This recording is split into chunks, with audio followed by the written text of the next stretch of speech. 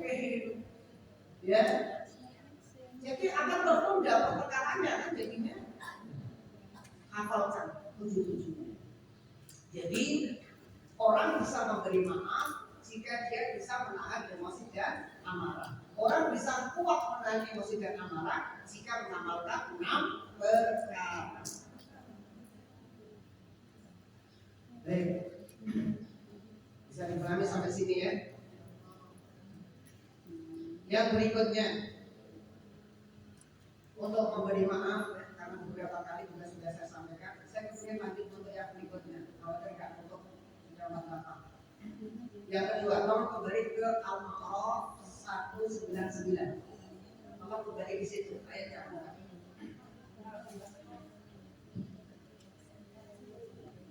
Sudah ketemu? Yang kedua, wa'mur bil 'urf. Maka Allah memerintahkan kepada kita ya, dalam Al-Quran ini agar senantiasa mengerjakan yang ma'ruf. Dalam ayat yang lain, wa tawassaw bil haqqi wa tawassaw bis sabr. Itu memerintahkan, berarti itu memberi nasihat. Ternyata apa keutamaan wa'mur bil 'urf? Ada yang masih ingat keutamaan kita memerintahkan berbuat kebaikan? Keutamaan memberi nasihat, apa keutamaannya? Surah Al-Asr. Yang masih ingat? Buka catatannya. Saya lihat semua rajin nyatet.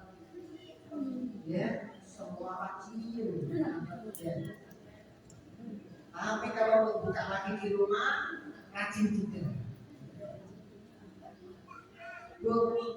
Kemarin sudah pernah kita bahas keutamaan surah Al-Asr. Ternyata untuk menghindarkan seseorang dari lafi khusrin, kebinasaan, syaratnya ada 3. Allah bersumpah wal 'asr, demi waktu. Innal insana lafi khusr, semua manusia di muka bumi ini dalam keadaan rugi dan binasa, celaka. Celaka dunia akhirat, kata Allah. Siapa mereka? Orang yang ketika di dunia tidak mengamalkan 3 perkara. 3 perkara itu ada dalam Al-Quran surah Al-Asr itu dulu.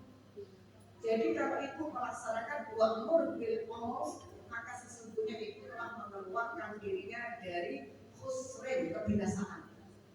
Ingat yang pertama, apa Bu? 3 itu apa? Yang membuat manusia terselamatkan dari kebinasaan. Surah Al-Asr. Coba. Pertama, orang yang beriman, illal ladzina amanu. Yang kedua, urut dong beriman ayatnya. Ayo yang kedua, ulang, urut sesuai dengan ayatnya. Syarat agar seseorang terhindar dari kebinasaan, diadab oleh Allah dunia akhirat, ada 3 syaratnya. Yang pertama, illal ladzina amanu beriman. Yang kedua, wa amilus sholihati, beramal saleh. Yang ketiga, wa tawassaw bil haqqi wa tawassaw bis sabr, menasihati jalan hak dan kesabaran, dalam kebaikan dan kesabaran. Berarti wa'mur bil 'urf termasuk salah satu syarat agar orang terhindar dari khusrin, dari kebinasaan.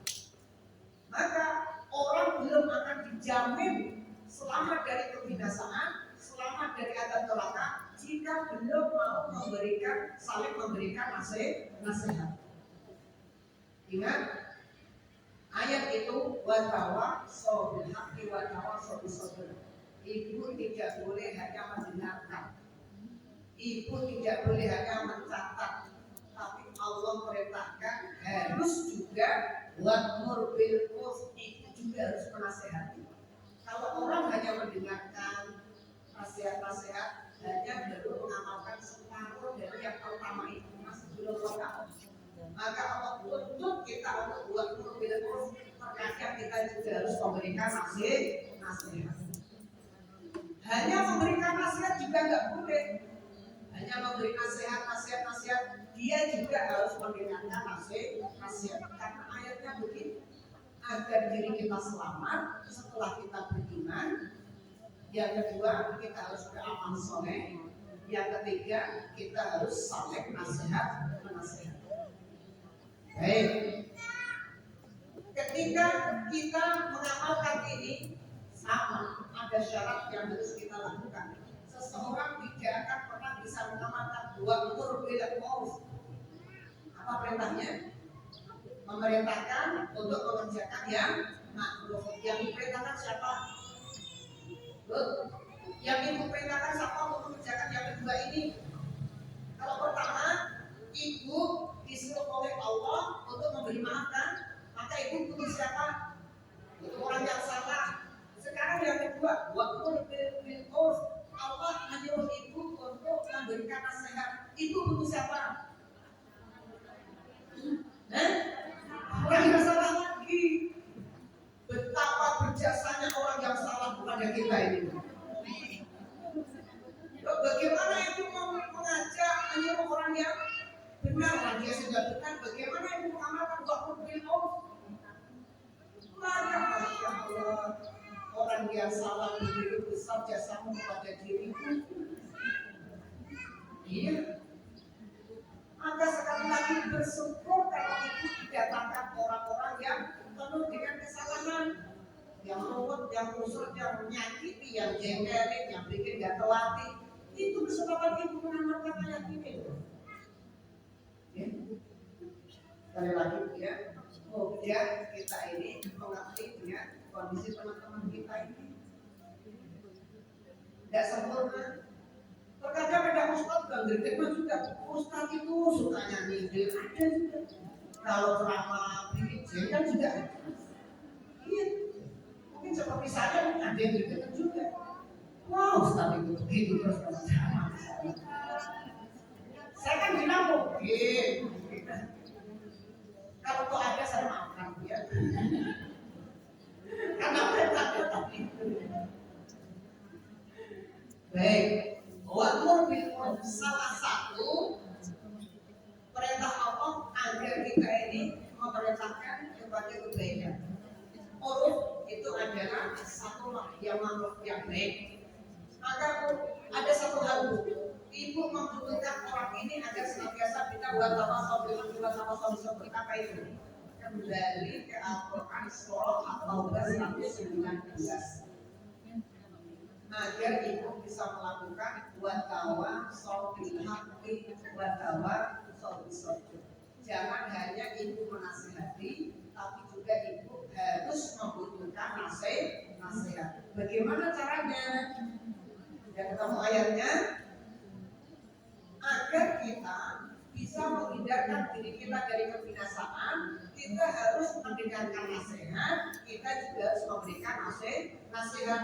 Gimanakah kita ini supaya bisa mendapatkan nasihat? Maka Allah sampaikan dalam ayat itu, ya ayyuhalladzina amanu taqullaha wa kunu ma'as-shadiqin. Maka tidak ada cara lain kecuali ibu harus bergaul, berteman, berkawan, bersahabat dengan as-shadiqin. Apa itu?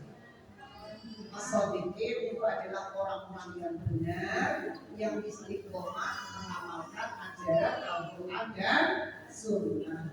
Tidak ada cara lain.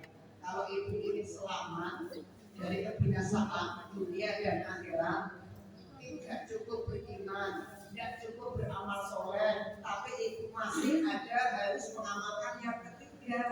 Wa qulu ma'as-shadiqin. Ibu harus mencari teman, mencari sahabat, mencari kawan, as-shadiqin yang istiqomah di atas kebenaran. Benar? Ayatnya 119. Ya, surah At-Taubah 119. Nah, sekarang pertanyaannya, apakah ibu sudah mendapatkan dari surah At-Taubah 119? Sudah dapat? Umat sudah dapat? Sudah dapat 119 dari surah At-Taubah? Sudah dapat teman yang baik? Sudah? Mana?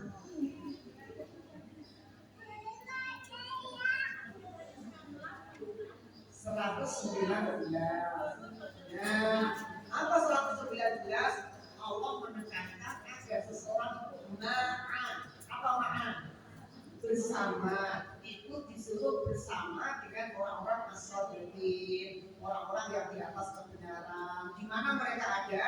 Di masjid-masjid, di majelis taklim, di majelis ilmu, gak usah jauh-jauh. Di kiri kanan ibu itulah as-shadiqin. Coba lihat pandang satu-satu di kiri kanan ibu. Bu Vivin, ada Bu Wiwin, ada Bu Yuli. Coba lihat. Itulah as-shadiqin. Karena ibu ketemunya di sini. Kalau ibu sudah beriman, sudah beramal soleh, sempurnakan dengan bersahabat dengan orang-orang as-shadiqin. Selesai, maka Allah akan jamin ibu terhindar dari khusrin dan kebinasaan. Karena mereka ini kalau ibu salah, ibu akan diberikan nasihat. Kalau teman ibu salah, ibu akan memberikan nasihat. Jadi mereka terkadang ibu memberi nasihat, terkadang ibu juga mendapatkan nasihat. Itulah makna wajawa sobil haqqi wajawa sobil sobil. Yang terakhir, wa'arif anil jahilin. Hendaknya engkau meninggalkan orang-orang yang jahilin. Yaitu ini kebalikan dengan as-shadiqin. As-shadiqin itu adalah orang-orang yang istiqomah mengamalkan Al-Quran dan Sunnah. Al-jahilin adalah orang-orang yang istiqomah meninggalkan Al-Quran dan Sunnah. Enggak istiqomah, yang enggak mau meninggalkan, yang senantiasa meninggalkan Al-Quran dan Sunnah. Maka apa pesan Allah? Wa'arif, kalian harus menjauh mereka. Jangan jadikan bestie, tidak boleh. Kalau itu ketemu sesekali, bertransaksi, jual beli, tidak apa-apa. Tapi tidak boleh sampai berteman akrab sampai menjadi tadi bestie tadi, tidak boleh. Kenapa? Pesan Rasulullah, al-mar'u ala dini khalili. Seseorang itu akan mengikuti agama temannya. Kalau temannya agamanya bagus, insya Allah agamanya juga bagus. Maka pesan Rasulullah yang betul, maka perhatikanlah kalian. Siapa yang diperhatikan? Man yuqalidu. Siapakah teman-temanmu itu? Kenapa? Karena teman akan berpengaruh pada agama kita. Ya, jadi berteman itu diatur dalam Al-Quran. Disuruh mencari teman yang as-shadiqin, bukan berteman dengan al-jahilin. Ya, itu perintah yang ketiga.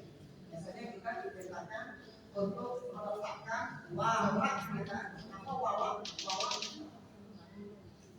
Walak yang mengaji kitab tauhid, ada namanya al-wala, ada namanya al-zarah. Walak itu artinya loyalitas. Loyal kita ini kepada as-shadiqin. Barok kita kepada al-jahilin. Barok itu adalah memutus, meninggalkan. Malah loyalitas kita kepada orang-orang yang di atas kebenaran. Barok kita meninggalkan orang-orang yang dia jahilin, meninggalkan dari Al-Quran dan Sunnah. Bisa dipahami sampai sini tuh 3 perintah ini.